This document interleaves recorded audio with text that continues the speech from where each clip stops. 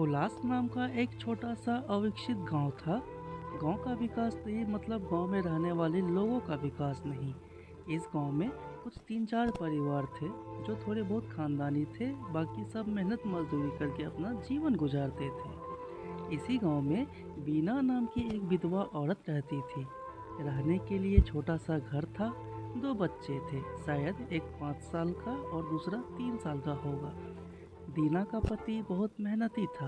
वो दीना को किसी चीज़ की कमी महसूस नहीं होने देता था या कैसी भी हालत में साथ नहीं छोड़ता था। कैसी भी परिस्थिति हो, दोनों साथ मिलकर सामना करते थे। पर कौन जाने किस पर कौन सा अनर्थ कब आ जाए। बीना के जीवन में ऐसी घटना घटी कि उसी घटना ने बीना के पति को बीना से छीन लिया। बीना के पति के गुजरने के बाद ऐसा लगने लगा कि मैं जिंदा तो हूँ पर मुझ में जान नहीं है। परिवार चलाने के लिए अब दूसरा कोई नहीं था सिवाय बीना के। इसलिए कैसे भी करके बीना ने अपने बच्चों के खातिर खुद को उस दुख से अलग किया। कुछ दिन बाद घर में जो था वो समाप्त हो गया। अब खुद क्या खाए और अपने छोटे बच्चे को क्या खिलाए, ये समस्या उसके सामने खड़ी हो गई।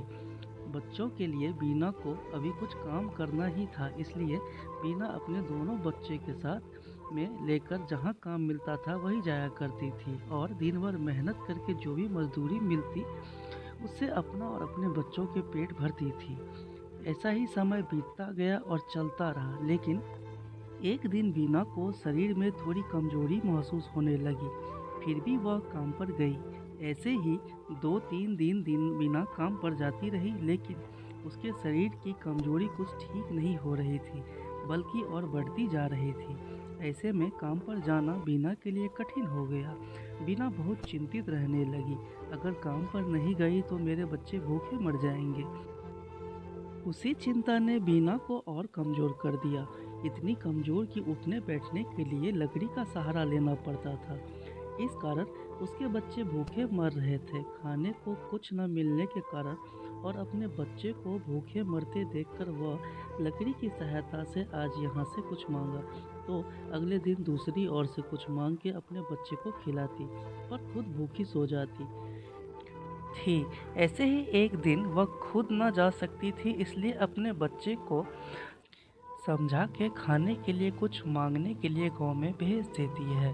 कुछ समय बाद बच्चे 2 चपाती और थोड़ी सी सब्जी लेकर लौटते हैं। 2 चपाती से 3 जन कैसे तृप्त होंगे, इसलिए वे 2 चपाती दोनों बच्चे को खिला देती है। वह बरसात का समय था। बिजली ना होने के कारण घर में अंधेरा छाया हुआ था। अंधेरे में ही वह अपने बच्चे को एक कमरे में सुला देती है और वह दूसरे कमरे में जाकर सो जाती है। रात को तेज बारिश होती है और बिजलियां जोर से कड़कड़ाती है।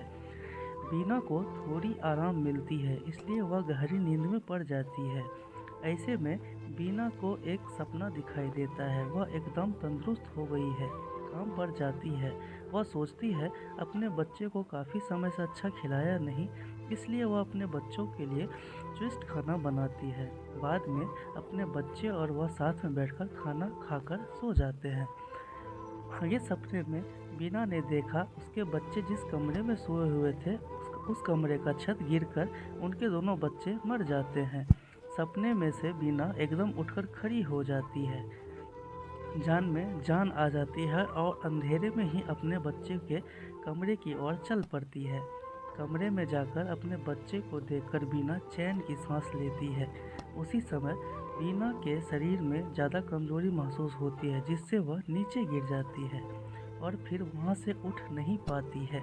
चैन की सांस बीना की सांस ले लेती है। दोस्तों, यही होती है माँ की ममता, जो मरते दम तक अपने बच्चों के खातिर जीने का जुनून रखती है। दोस्तों, यह छोटी सी कहानी आपको कैसी लगी? अपने विचार को हमारे साथ ज़रूर शेयर करें। धन्यवाद।